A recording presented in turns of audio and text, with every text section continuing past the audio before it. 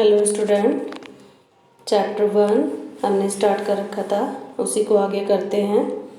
आज का जो टॉपिक है वो है ऑक्सीडेशन और रिडक्शन।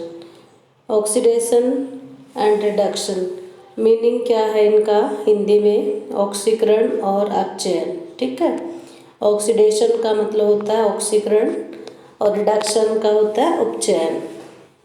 दोनों को यदि एक साथ बोला जाए तो रिडक्स या उपपोचय अभिक्रियाएं भी कहते हैं। टाइप्स ऑफ रिएक्शन में हमने पहले पढ़ चुके हैं, 4 टाइप्स की रिएक्शन जो थी वो कर चुके हैं। अब इसमें आपको सिंपल 2 टॉपिक याद रखने हैं कि ऑक्सीडेशन में क्या होता है और रिडक्शन में क्या होता है। ऑक्सीडेशन यानी ऑक्सीजन का जुड़ जाना। जब भी किसी रासायनिक अभिक्रिया में ऑक्सीजन यदि ऐड होती है किसी भी एटम के साथ, तो इन प्रकार की अभिक्रियाओं को हम कहते हैं ऑक्सीकरण अभिक्रिया या ऑक्सीडेशन। फॉर एग्जाम्पल देखिए, यहाँ पे कॉपर ऑक्सीजन के साथ रिएक्शन कर रहा है, अभिक्रिया करके बन जाता है कॉपर ऑक्साइड। अब देखिए यहाँ पे कॉपर और ऑक्सीजन दोनों आपस में रिएक्शन जब हुई है इनमें, तो ऑक्सीजन जुड़ गया है। तो इस प्रकार की जो अभिक्रियाएं होती हैं, ऐसी अभिक्रियाओं को हम कहते हैं ऑक्सीडेशन रिएक्शन। ठीक है, नेक्स्ट रिएक्शन में बताना है रिडक्शन में हमने क्या देखा था, जस्ट इसके अपोजिट हो जाती है रिमूवल ऑफ ऑक्सीजन। यदि ऑक्सीजन वहाँ से हट जाए और हाइड्रोजन जुड़ जाए, दोनों में से कोई एक चीज़ जरूर मिलेगी इस अभिक्रिया में आपको, या तो ऑक्सीजन रिमूव होगा या फिर हाइड्रोजन ऐड होगा उस एलिमेंट के साथ।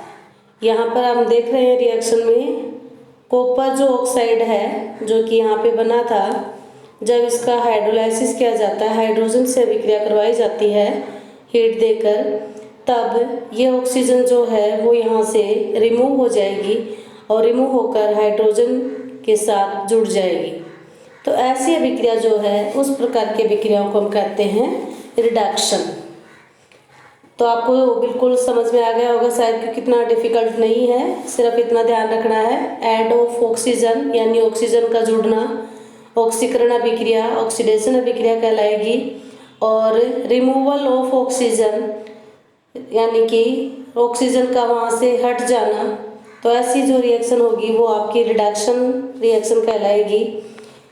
दोनों अभिक्रिया यदि एक साथ होती हैं तो उसे हम रिडॉक्स रिएक्शन के नाम से जानते हैं। देखिए यहाँ पे दिया हुआ है, इस रिएक्शन में आपको ध्यान से देखना है। आपसे क्वेश्चन यही पूछा जाता है कि 3-4 आपको एलिमेंट कंपाउंड दे देंगे और उस कंपाउंड में से आपको देख के बताना है कि इसमें ऑक्सीडेशन हुआ है या रिडक्शन हुआ है, या किसका ऑक्सीडेशन हो रहा है और किसका रिडक्शन हो रहा है। For example copper oxide CuO, copper oxide react किसके साथ कर रहा है? हाइड्रोजन के साथ। यहाँ पर आप देखिए कॉपर ऑक्साइड है यानी ऑलरेडी ऑक्सीजन जुड़ी हुई है और इधर जाके यहाँ पर ऑक्सीजन रिमूव हो चुकी है, तो ये रिडक्शन हो गया। इधर हाइड्रोजन जो है वो ऑक्सीजन से रिएक्ट कर रहा है, इधर कॉपर ऑक्साइड, और ऑक्सीजन यहाँ पे इसके साथ ऐड हो गई है, तो ये ऑक्सीडेशन हो गई है। और दोनों को कंबाइन फॉर्म में क्या कहेंगे? Redox reaction. एक और रिएक्शन दी हुई है जिंक ऑक्साइड प्लस कार्बन। ठीक है, अब यहाँ पर बन जाता है zinc plus carbon monoxide, zinc plus carbon monoxide. तो इस अभिक्रिया में जिंक ऑक्साइड जो है ऑलरेडी ऑक्सीजन इसके साथ जुड़ी है और ऑक्सीजन यहाँ पर आके रिमूव हो चुकी है इधर जिंक में, तो ये आपकी रिडक्शन अभिक्रिया यानी उपचयन अभिक्रिया कहलाएगी। तो इस प्रकार आप बहुत सारी अभिक्रियाओं में देखते होंगे किसमें ऑक्सीजन जुड़ रहा है या किसमें ऑक्सीजन रिमूव हो रहा है। देखकर आप पता कर सकते हो किसमें ऑक्सीडेशन हुआ है या रिडक्शन हुआ है। तो इस टाइप आपकी अभिक्रियाओं को हम रिडॉक्स रिएक्शन भी करते हैं। अब बात करते हैं, Have you observed the effect of oxidation reaction in everyday life? Daily की लाइफ में आप कौन कौन सी ऐसी ऑक्सीडेशन अभिक्रियाओं को देखते हो जिसमें ऑक्सीजन जुड़ जाता है और कोई नई चीज़ बन जाती है? कुछ चीज़ें हार्मफुल होती हैं, कुछ चीज़ें बेनिफिशियल भी हो शायद, पता नहीं, लेकिन हार्मफुल तो बहुत सारी हैं। फॉर एग्जांपल सोडियम और पोटेशियम दो बहुत ही हाई रिएक्टिव एलिमेंट हैं ये। जैसे ही इनको ओपन यानी खुले में छोड़ दिया जाता है, ऑक्सीडेशन कर लेते हैं। ऑक्सीडेशन करने के बाद ब्लास्ट हो जाता है, ठीक है। तो ये जैसे मैं आपको एक रिएक्शन लिख देती हूँ यहाँ पे, देखिए कैसे। जैसे सोडियम हमारे पास है Na, रिएक्शन कर लेता है ऑक्सीजन से और बन जाता है सोडियम ऑक्साइड। ऐसे ही पोटेशियम ऑक्सीजन से रिएक्शन कर लेता है, बन जाता है पोटेशियम ऑक्साइड। ये इतने ज़्यादा हार्मफुल होते हैं कि ब्लास्ट कर लेते हैं और आग भी पकड़ लेते हैं, फायर कैच इजली। इसलिए सोडियम और पोटेशियम को हम केरोसिन ऑयल में डीप करके रखते हैं, कभी भी इसको ओपन नहीं छोड़ सकते, ऑक्सीडाइज्ड हो जाते हैं। डेली लाइफ में अगर पूछा जाए तो कौन कौन से हैं, जैसे कि आयरन है, लोहा, आपके चांदी, सिल्वर। तो ये जो आपके ऑब्जेक्ट होते हैं ये भी रिएक्शन कर लेते हैं ऑक्सीजन के साथ और इनके ऊपर एक परत चढ़ जाती है, जिसकी वजह से इनकी शाइनिंग जो होती है वो ख़त्म हो जाती है और धीरे धीरे ये बिल्कुल वीक हो जाते हैं, कमज़ोर पड़ने लग जाते हैं और इतने ज़्यादा स्ट्रॉन्ग ये फिर नहीं रहते हैं। फॉर एग्जांपल यदि आपके आयरन ऑब्जेक्ट जैसे अलमीरा है, दरवाज़ा, गेट वगैरह बनाते हैं लोहे के, तो धीरे धीरे इन पे जब रेनी सीजन आता है, मॉइस्चर जब एयर में होती है, मॉइस्चर एयर जो होती है उसमें ये आयरन ऑब्जेक्ट रिएक्ट कर लेते हैं, साथ में ऑक्सीजन भी होनी ज़रूरी होती है और रिएक्शन करके इनके ऊपर आयरन ऑब्जेक्ट पे ब्राउन कलर की एक लेयर आ जाती है, जिससे हम कहते हैं जंग लग गया है, ठीक है। और वो जो रस्ट होता है, इंग्लिश में रस्ट बोलते हैं जंग को, वो रस्ट उस आयरन ऑब्जेक्ट को ख़त्म कर देता है धीरे धीरे और वो जो है धीरे धीरे डल हो जाता है, शाइनी जो उसकी प्रॉपर्टी थी वो ख़त्म हो जाती है। तो इस प्रकार जो रिएक्शन करते हैं कोई भी मेटल ऑब्जेक्ट, सराउंडिंग में जो ऑक्सीजन है और साथ में वाटर वेपर हो, अभिक्रिया करके और अपनी कैपेसिटी को खो देते हैं, उससे हम कहते हैं कोरोजन, ठीक है। इसे क्या कहेंगे? कोरोजन, और हिंदी में संक्षारण बोला जाता है इसको। आपके टॉपिक दे रखा है बुक में, संक्षारण और कोरोजन। कोरोजन अगर आपसे पूछा जाए कि what do you mean by corrosion, या write a short note on corrosion, या संक्षारण पे एक टिप्पणी लिखिए, तो आपको यही बताना है कि जितने भी धातुएं होती हैं जो कि मोस्टली ऑक्सीजन से अभिक्रिया कर लेती हैं, सराउंडिंग में जो ऑक्सीजन होती है और साथ में वाटर वेपर या मॉइस्चर एयर से अभिक्रिया करके वो अपनी मजबूती खो देती हैं, धीरे धीरे वो कमज़ोर हो जाती हैं। उनके ऊपर ऑक्सीजन की या ऑक्साइड की लेयर डिपॉजिट हो जाती है और वो डिपॉजिट होने की वजह से अपने जो खुद की जो प्रॉपर्टी होती है, जो आयरन है या सिल्वर है या एल्युमिनियम है, जो भी कॉपर वगैरह है, वो इतने मजबूत नहीं रहते हैं, धीरे धीरे वो ख़त्म हो जाते हैं, तो उसे हम कोरोजन कहेंगे। ब्राउन कलर की लेयर जो है वो आयरन ऑब्जेक्ट पे लगती है, लोहे पे भूरे रंग की परत आ जाती है जंग लग के। तांबे के बर्तन आपने देखे होंगे घरों में, जैसे हमारे पास तांबे की कुछ चीज़ें होती हैं कॉपर की बनी हुई, अगर उनको हम बाहर छोड़ देते हैं रेनी सीजन में तो उनके ऊपर ग्रीन कलर की लेयर आती है, ब्राउन की बजाय वो हरे रंग का हो जाता है, तो ये भी कोरोजन का ही एक एग्जाम्पल है। इसी प्रकार चांदी, सिल्वर जो होती है, चांदी जो कि जो ज्वेलरी होती है वो भी ऑक्सीजन से अभिक्रिया कर लेती है और अभिक्रिया करके उसके ऊपर ब्लैक कलर की लेयर डिपॉजिट कर देती है। तो इस प्रकार हमारे जो मेटल होते हैं वो इतने मजबूत नहीं रह पाते हैं, कोरोजन की वजह से वो अपनी कैपेसिटी खो देते हैं। करना क्या होता है अब इनके बचाव के लिए कि इन पे कोरोजन ना लगे, किसी भी धातुओं पर जंग ना लगे, उनकी प्रॉपर्टी वही की वही रहे, मजबूत बने रहे, स्ट्रॉन्ग बने रहे। तो हम उनके ऊपर उनको बचाव के लिए, यदि लोहे पे जंग नहीं लगता तो आप क्या करते हो? आपके पास कुछ उनके लिए जंग से बचाने के लिए, उनके प्रोटेक्शन के लिए कुछ ना कुछ तो आपके पास मेथड होते हैं। हम क्या करते हैं, गेट पे हम कलर कर देते हैं, पेंट कर देते हैं, ठीक है। तो अगर आपसे पूछा जाए कोरोजन को प्रोटेक्शन कैसे मिलेगी, तो आपको लिखना होगा, फर्स्ट पॉइंट में आप लिख सकते हो बाय पेंट, पेंट करके, ठीक है, हम पेंटिंग कर देते हैं लोहे के ऑब्जेक्ट पे। सेकेंड ग्रीस, ठीक है, ग्रीस करके भी हम लोहे के ऑब्जेक्ट को जंग लगने से बचा सकते हैं। आपकी साइकिल की चैन होती है या गाड़ियों के जो पार्ट्स होते हैं, जो जंग लग जाता है, रस्टिंग लग जाती है, तो हम उन पे ग्रीसिंग कर देते हैं। एक होता है गैल्वेनाइजेशन। गैल्वेनाइजेशन का मीनिंग होता है कि जो एक धातु होती है, एक जो मेटल होती है, उसके ऊपर दूसरी मेटल का डिपॉजिट कर देना। लेकिन यहाँ पर हमें सिर्फ याद रखना है कि आयरन पर, यदि हमारे पास कोई आयरन ऑब्जेक्ट है लोहे का और उस पर हम जिंक की कोटिंग कर दें, आयरन पे हम जिंक की कोटिंग कर दें, तो वो गैल्वेनाइजेशन कहलाता है। लोहे पे जंग लग जाता है अगर बाहर में पानी की, मतलब बारिश के मौसम में छोड़ दें या मॉइस्चर एयर में छोड़ देते हैं, तो उससे बचाने के लिए अब इस आयरन ऑब्जेक्ट पे आप जिंक की एक कोट कर देते हो। जो घर में अलमीरा बनी होती है ग्रे कलर की, उसके ऊपर जब वो कई बार ये जिंक जो हम लगाते हैं, तो टाइम के बाद, कुछ समय बाद वो जिंक की परत हट जाती है और आयरन ऑब्जेक्ट दोबारा से आपको दिखाई देता है वहाँ से। तो ये जो लेयर होती है ग्रे कलर की, ये जिंक मेटल की ही होती है। तो हम इस प्रोसेस को गैल्वेनाइजेशन कहते हैं।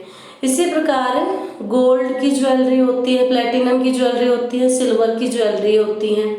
सभी को गोल्ड पसंद होता है या प्लेटिनम होता है, लेकिन हम परचेज नहीं कर पा सकते क्योंकि कॉस्टली होता है गोल्ड और प्लेटिनम। कंपेयर करें तो सिल्वर से, सिल्वर थोड़ा सस्ता होता है और सोना और प्लेटिनम जो है वो धातु महंगी होती हैं। अब करते क्या है, उस पर भी हम कोटिंग कर देते हैं।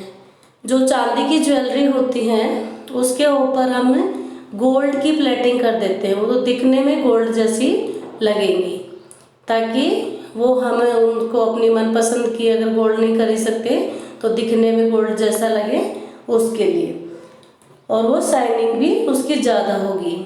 इस प्रकार एक मेटल पे दूसरे मेटल के परत को चढ़ाना या कोटिंग करना इलेक्ट्रोप्लेटिंग कहलाएगा, और कोरोजन से हम उनको बचा भी पाएंगे। पेंट करेंगे, ग्रीस करेंगे, गैल्वेनाइजेशन करेंगे, इलेक्ट्रोप्लेटिंग करेंगे, तो ये जितने भी आर्टिकल्स होंगे वो आर्टिकल्स जो हैं वो अपनी काफ़ी दिनों तक मजबूत बने रहेंगे। बाथरूम में आप टैप्स वगैरह देखते हो, शावर होते हैं, इनके ऊपर भी जिंक, जो लोहे के बने होते हैं और इनके ऊपर जिंक, क्रोमियम जो मेटल होता है उनको डिपॉजिट कर देते हैं। कार के पार्ट्स, गाड़ियाँ वगैरह जो होती है ना, स्कूल वैन है अपनी या अपनी गाड़ी जो होती है, उनके ऊपर भी आपने देखा होगा कि लोहे की तो उनकी शीट होती हैं, चादर होती हैं, बट उनके ऊपर हम इलेक्ट्रोप्लेटिंग करके दूसरे मेटल, क्रोमियम वगैरह धातु या एल्युमिनियम की धातुएं उनके ऊपर डिपॉजिट कर देते हैं, तो वो काफ़ी सालों तक उन पे जंग नहीं लगेगा और वो कोरोजन से बची रहती है। इसी प्रकार स्टैचू वगैरह आप देखते हो, कॉपर की बनी हुई होती है मूर्तियाँ, उनके अंदर भी हम दूसरे मेटल को डिपॉजिट करते हैं, वो भी काफ़ी दिनों तक वैसे ही हमें दिखाई देती हैं, उनके ऊपर भी कोरोजन नहीं लगेगा। तो ये जो है वो कोरोजन है। कोरोजन एक तरह से जितने भी मेटल होते हैं उन मेटल को हमें कैसे प्रोटेक्ट रखना है दूसरे मेटल को डिपॉजिट करके, ये है इसमें आसान सा टॉपिक है, इसमें कोई डिफ़िकल्टी आपको नहीं आनी चाहिए। नेक्स्ट टॉपिक जो है वो रेंसिडिटी। रेंसिडिटी को हिंदी में बोलते हैं विकृत गंधिता, ठीक है, इसको हम क्या बोलेंगे, विकृत और गंधिता। हिंदी में इसका मीनिंग है विकृत गंधिता। मतलब क्या है इसका, रेंसिडिटी या विकृत गंधिता होती क्या है इसमें क्या होता है, जो भी अपने फूड आइटम होते हैं, अगर वो फूड आइटम हम कुछ समय के लिए छोड़ दें तो उनका क्या होगा। हम सब्जी बनाते हैं, खा लेते हैं, दूध गर्म करके पी लेते हैं, रसगुल्ले बनाते हैं, गुलाब जामुन बनाते हैं, बहुत सारे स्वीट्स बनाते हैं, बिस्किट, चॉकलेट, ये अगर हम कुछ समय के लिए रख दें ओपन, ठीक है, एयर टाइट कंटेनर में न रख के, बहुत से फूड आइटम की बात करें मैं, अकेले अपने घर पे बने हुए की नहीं, मार्केट में भी बहुत सारे जो फूड आइटम होते हैं, चिप्स, कुरकुरे, जितने भी आप खाते रहते हो, उन सब की बात यहाँ पे हो रही है। तो अगर आप उनको left for a long time, अगर ज़्यादा लंबे समय तक रख दोगे तो क्या होगा। फॉर एग्जाम्पल यदि घर की बात करें, आपने आटा गूँथा है घर में आपकी मम्मी ने, और उसकी चपाती बना ली है, बच गया है और वो फ्रिज में रखना भूल गए हैं, और बाद में वो देखते हैं 6-7 घंटे बाद, तो क्या होगा। ऐसे ही मिल्क, यदि मिल्क को आपने सुबह निकाला, जितना हमने नीड थी उतना गर्म करके पी लिया, बाकी का आपने ऐसे ही छोड़ दिया कुछ समय के लिए, और बाद में संभालते हो तो क्या होगा, उसका दूध जो है वो खट्टा हो जाएगा, आटा जो गूँथा था उसमें स्मेल हो जाएगी। तो जितने भी फूड आइटम हैं, अगर हम उनको प्रिकॉशन में नहीं रखेंगे, प्रिजर्वेटिव नहीं करेंगे, तो वो खराब हो जाते हैं। उनकी स्मेल, उनका टेस्ट और उनका कलर भी चेंज हो जाता है। सभी में कलर चेंज नहीं होता, कुछ में कलर भी चेंज हो जाएगा। फॉर एग्जांपल यदि ब्रेड को आप रख दोगे तो वो 1-2 दिन बाद टिफिन खोल के देखते हो तो वो ग्रीन कलर की आपको दिखाई देगी। स्मेल आपको पता ही है, चेंज हो जाएगी। टेस्ट जो है वो टेस्ट इतना खराब हो जाएगा, नहीं खा पाएंगे। तो इस प्रकार की जो प्रोसेस है, जो फूड आइटम होते हैं, खाद्य पदार्थ जो होते हैं, यदि उनको आप खुले में छोड़ दो ओपनली, तो वो ऑक्सीजन से रिएक्शन करके उनका ऑक्सीडेशन हो जाता है, और ऑक्सीडेशन होने के बाद वो जो फूड का ऑक्सीडेशन हो चुका है, उसके बाद उसका कलर, टेस्ट और स्मेल तीनों चीज़ें बदल जाएंगी। इस प्रोसेस को, फूड का ऑक्सीडाइज होना, क्या कहलाएगा, रेंसिडिटी, खाद्य पदार्थों का ऑक्सीकरण हो जाना विकृत गंधिता कहलाता है। ठीक है, अब कैसे आप इनको रोक पाओगे विकृत गंधिता को, रेंसिडिटी कैसे आप प्रिजर्वेट करोगे। तो आपने देखा होगा, हम या तो कुछ अपने सामान को फ्रिज में रखते हैं तब वो अपना ठीक रहता है, ख़राब नहीं होता, या फिर आप गरम करते हो उसे बार बार, तब भी वो जल्दी से बॉईल करने से भी वो ख़राब नहीं होता है। कई बार हम एयर टाइट कंटेनर में रखते हैं फूड आइटम को, सभी फूड आइटम की बात नहीं हो रही, लेकिन जहाँ बात कर रहे हैं फूड आइटम की, जैसे कि ऑयल, पिकल्स आपने मार्केट से लेके आते हैं तो वो एयर टाइट कंटेनर में होते हैं। चिप्स, कुरकुरे के जो पैकेट्स आते हैं उनके अंदर गैस फिल होती है, नाइट्रोजन गैस N2 चिप्स और कुरकुरे के पैकेट्स के अंदर होती है। ये खाने को ऑक्सीडाइज नहीं होने देती है। इसी प्रकार जो कोल्ड ड्रिंक्स होते हैं उनके अंदर CO2 गैस फिल होती है। तो हम बचाने के हमारे पास बहुत सारे तरीके होते हैं। फॉर एग्ज़ाम्पल आपके घर में यदि अचार है तो अचार में आप देखोगे या तो वो ऑयल के अंदर डीप होता है, तेल के अंदर। अगर ऑयल वाला नहीं बना रखा तो हम साल्ट ज़्यादा यूज करते हैं। साल्ट भी एक प्रिजर्वेटिव है, ऑयल भी प्रिजर्वेटिव है, बॉयल करना भी प्रिजर्वेटिव है, फ्रीजिंग करना, फ्रिज में रखना, ये भी आपका प्रिजर्वेटिव है, उबालना। और रसगुल्ले और गुलाब जामुन जो होते हैं वो हम चाशनी के अंदर रखते हैं। तो शुगर सॉल्यूशन जो है, कंसनट्रेटेड शुगर सॉल्यूशन है, वो भी प्रिजर्वेटिव है। ये सब काम हमें इसलिए करने पड़ते हैं ताकि ये ऑक्सीजन से इनका रिएक्शन नहीं हो पाए, और ऑक्सीजन जब कट ऑफ हो जाएगी, ऑक्सीजन इनको जब नहीं मिलेगी और ऑक्सीडेशन फूड का नहीं होगा तो फूड जो है वो काफ़ी समय तक खराब नहीं होगा। तो ये आपकी रेंसिडिटी और कोरोजन है। आप रेंसिडिटी और कोरोजन के खुद के भी एग्जाम्पल दे सकते हो, जरूरी नहीं है आपकी बुक में जो दिया हुआ है। इसके अलावा आप अपनी मर्जी से भी देख सकते हो चारों तरफ हम कैसे रेंसिडिटी को रोकते हैं। फूड आइटम को एयर टाइट कंटेनर में रखना, वायुरहित डब्बों में भर के रखना जिसमें से एयर पास नहीं होगी तो खाना खराब नहीं होगा।